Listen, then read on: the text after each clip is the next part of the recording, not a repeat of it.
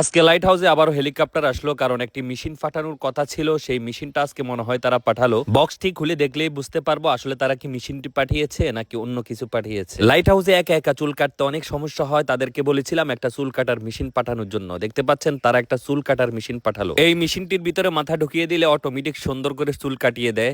Finally আজকে light হাউসের ছাদের উপরে বাংলাদেশের পতাকা লাগাতে যাচ্ছি। অনেক রিকোয়েস্ট করার পর বাংলাদেশের এই পতাকাটা লাইট হাউসের ছাদের উপরে লাগানোর অনুমতি পেলাম। তাই দেরি না করে প্রথমে সেফটি বেল বেঁধে এরপর রশি দিয়ে উপরে উঠতে লাগলাম। উপরে উঠে বাংলাদেশের পতাকাটা সুন্দরভাবে লাগিয়ে দিলাম। লাইট হাউসের আপডেট পেতে আমাকে ফলো দিয়ে রাখুন।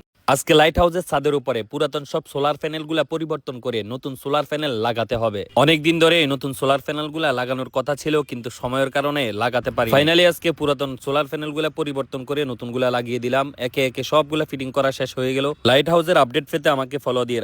লাইট হাউস থেকে প্রথম সমুদ্রের নিচের দুনিয়া দেখতে সমুদ্রের গভীরে যাব। সেজন্য দেরি না করে সব ধরনের প্রস্তুতি নিয়ে আমি সমুদ্রে ঝাঁপিয়ে পড়ি। সমুদ্রে নামতেই একটু পরে একটি বিশাল মাছ আমি দেখতে পাই, যে মাছটির গায়ে লেখা আছে আল্লাহু সুবহানাল্লাহ। সমুদ্রের নিচের দুনিয়াটা কতটা সুন্দর, কতটা বিশাল, যারা এটা নিয়ে গবেষণা করে তারাই বলতে পারবে। যাই হোক, অনেকক্ষণ সমুদ্রের গভীরে থাকার পর অবশেষে উপরে উঠে এলাম। লাইট হাউসের সব আপডেট পেতে ফলো দিয়ে রাখুন।